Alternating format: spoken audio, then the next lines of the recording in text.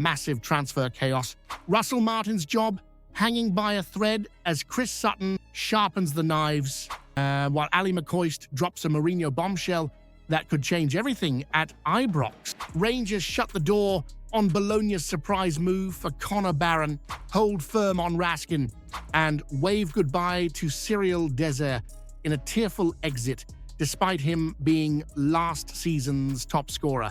And as the recruitment storm brews behind the scenes, questions are being asked, tempers are flaring, and the pressure's never been hotter. Stay locked in. This is where the drama explodes. On deadline day, Rangers made what Ally McCoist has called utter madness. And you know, if Ally's fuming, then something's gone completely sideways. Oscar Cortez, the Colombian winger we only just signed permanently for around £4.5 million, was shipped off on loan to Sporting Gijon. You heard that right, signed permanently in July, punted out the door in August. Now think about that for a second. This lad came in last year on loan, barely managed 21 appearances, and still someone at Ibrox thought, let's splash nearly 5 million quid and tie him down. Next thing you know, he's off to Spain before he's even unpacked his bags properly. It's not just bizarre, it's embarrassing. Ally laid it bare on TalkSport, slamming the entire recruitment setup. And let's be honest, you've probably been doing the same from your sofa. We've brought in a dozen players or more, but how many are genuinely going to wear that Rangers badge with pride and consistency? Cortez, who clearly hadn't convinced anyone, is the poster boy for the kind of daft business that's plagued us season after season. And here's the kicker, because it was a loan with an obligation to buy, not an option, Rangers were forced to stump up the cash, even though the boy hadn't proven himself. That's not strategic planning, that's playing transfer roulette. If it had been a simple loan, he could have been sent packing, no harm done. But now, we're stuck footing the bill and sending him out just to keep him off the wage sheet. It's another in a long list of recruitment gambles that haven't paid off. Cifuentes, Danilo, Jeff Day, you can rattle them off like a bad team sheet. South American market, lower leagues in England, it's been a minefield. Should the board be held accountable for this kind of reckless spending? Or is it time to clear out the entire recruitment department and start fresh from top to bottom? Now, brace yourself for this one, because if this actually happens, it'll send shockwaves through Scottish football louder than a last-minute winner in an old firm. Live on air, none other than Ally McCoist threw his full weight behind the idea of Jose Mourinho coming to Ibrox. That Mourinho, the man who's lifted European trophies with Porto, Inter Milan, and Manchester United, the one who's bossed dressing rooms at Real Madrid and Chelsea, the same gaffer who once labeled himself the special one, and, truth be told, delivered exactly that. He's just been sacked by Fenerbahce after failing to qualify for the Champions League, and the minute that news broke, you could almost hear the whispers building from Edmiston Drive to the Copland. Could he come to Rangers? Ally didn't just say yes, he practically shouted it from the rooftops. He said he'd absolutely take Mourinho at Ibrox, not just because of his CV, but because of his box office personality. He creates interest, he creates stories, he's different, Ally said. And you know what? He's spot on. Mourinho in Scottish football would be like throwing a match into a petrol tank, pure theatre. And let's not kid ourselves, Rangers are in a hole just now.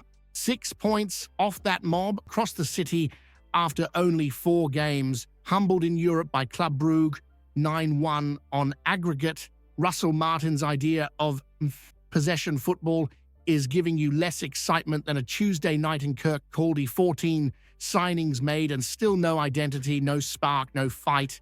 The pressure's building, and September's fixture list could be the final straw. Now, imagine Mourinho walking down that Ibrox tunnel. Imagine the media attention. Imagine the standards he'd demand. Imagine the meltdown in the East End of Glasgow. Would you sacrifice Russell Martin's so-called project right now if it meant bringing in Mourinho, even if it was just for one season of absolute carnage and glory?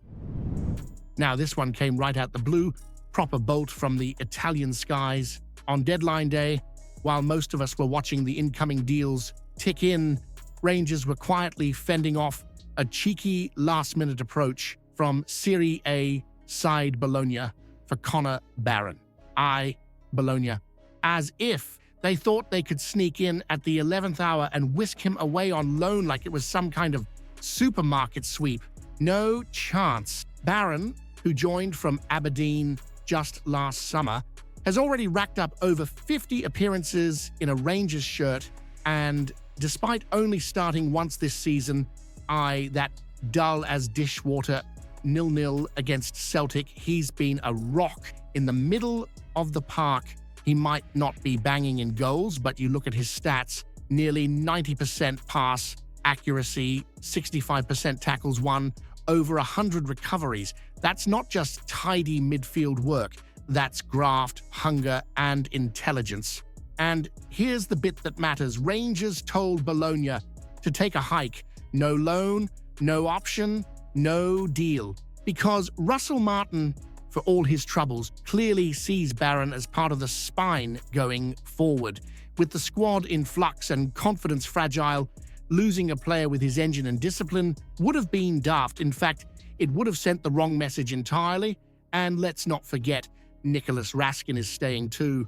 Despite all the noise about his future, he stuck around. 6 goals, 16 assists. Since January 2023, he's still got plenty to offer if he's managed right. A proper midfield duo, those two, if they're given the freedom and support to flourish. So, while results have been nothing short of a disaster, keeping Barron and Raskin is a rare bit of common sense in a window that's been full of chaos. Should Rangers have cashed in on Barron while there was still interest, or is rejecting Bologna's approach a sign that finally someone at Ibrox is thinking long-term? Right, let's not sugarcoat it. Russell Martin is standing on the edge of the cliff, and Chris Sutton, of all people, is circling like a vulture. After 4 league games without a win, a 0-0 draw against Celtic that felt more like a funeral than a football match, and that 9-1 embarrassment against Club Brugge still ringing in your ears, the pressure's now at full boil, and Sutton, that Celtic wind-up merchant, isn't just stirring the pot, he's tipping it over Martin's head. Live on Sky Sports, Sutton came out swinging, slating Martin's recruitment, and basically calling it a disaster. He gave credit to only one of the new boys, Djeidi Gassama, who's at least managed 4 goals and an assist in 10 appearances. The rest, according to Sutton, not up to scratch. And honestly, when you watch the lack of cohesion on the park, it's hard to argue. Gassama looks like a player. The rest look like they've just met in the car park. And here's the real kicker. Martin's not even the one making all the decisions. Kevin Thelwell, the new man upstairs, is pulling a lot of the strings.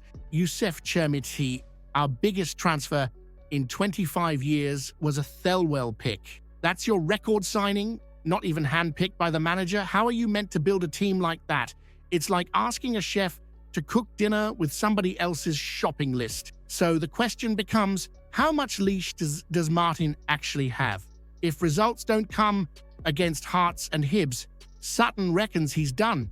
The ownership might back the recruitment project, but not necessarily the man in the dugout. And let's be clear, this isn't just about Martin's tactics, his team selections, or his style of play. This is about a fan base that was never convinced from the start, and now they're beyond fed up. The booing at Ibrox after the Celtic draw wasn't just noise, it was fury, the kind that gets men sacked. Should Russell Martin be sacked now before the damage becomes irreversible, or does he deserve more time, even if the squad he's working with wasn't fully his to begin with?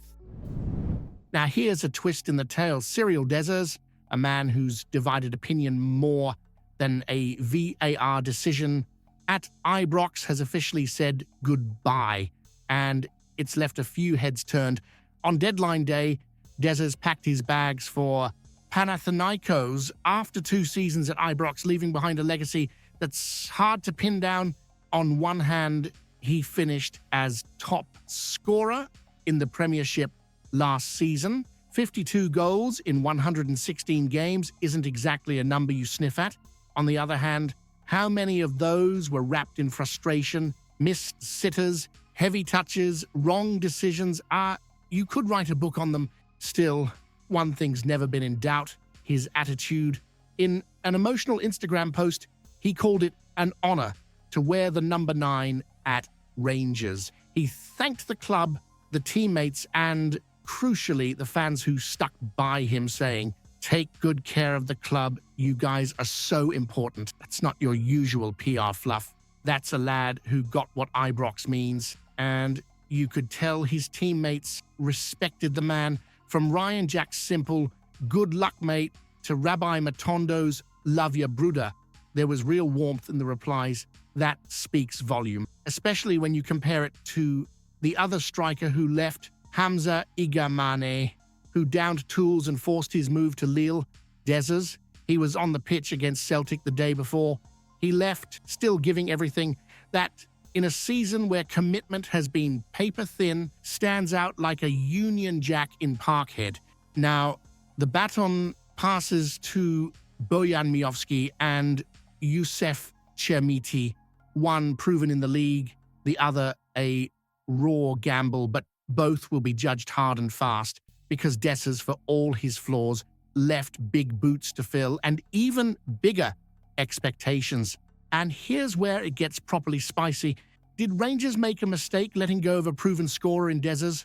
Or was it the right time to move on from a striker who, for all his goals, never quite won over the Ibrox crowd? Comment below what you think about the news.